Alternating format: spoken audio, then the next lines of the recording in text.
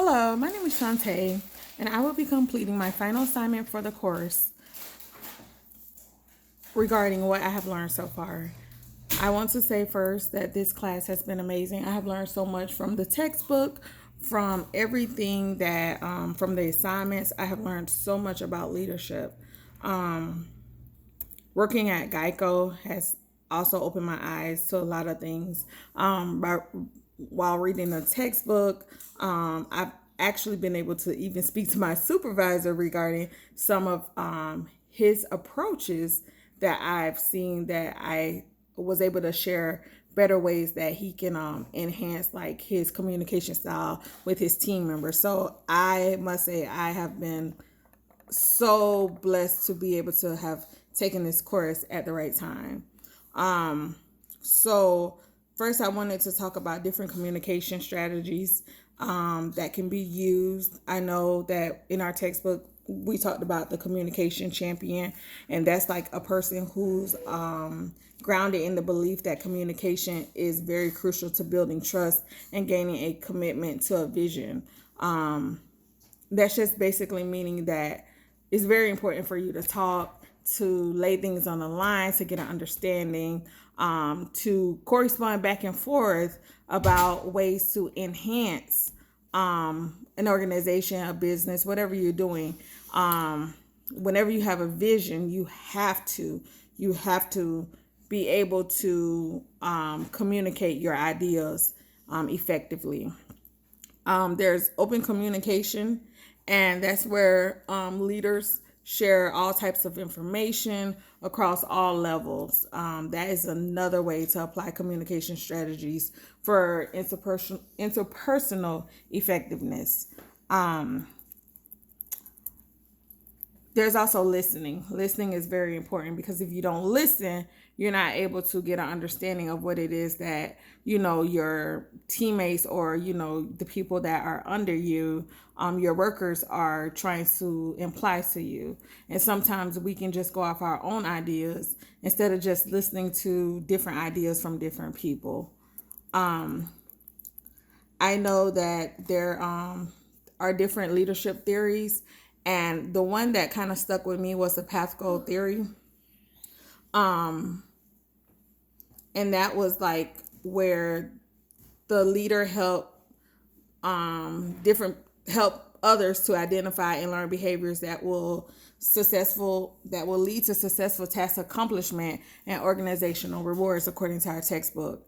Increasing rewards mean that the leader talks with their subordinates to learn which rewards are important to them and where they can benefit and come up with like raises and stuff and promotions.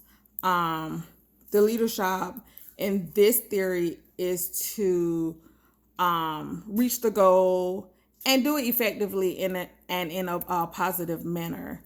I know we discussed in our textbook supportive leadership, and that shows concerns for our fellow workers' well-being and personal needs. The leadership behavior is open, friendly, and approachable, and the leader creates a team climate and treats subordinates as equals. For example, we can talk about the crisis that's occurring right now. I know that for me, as a leader, I would have, when it comes down to supportive leadership, I would support my employees going home, if they have kids, because now kids are out of school.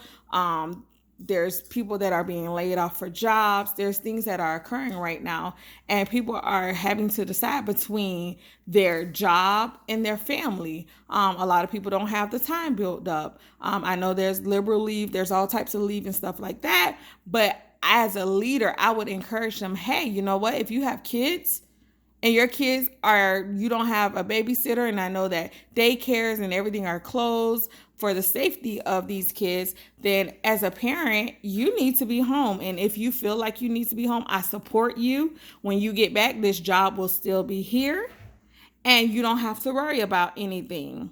Because at the end of the day, family is priority. And I think that shows supportive leadership.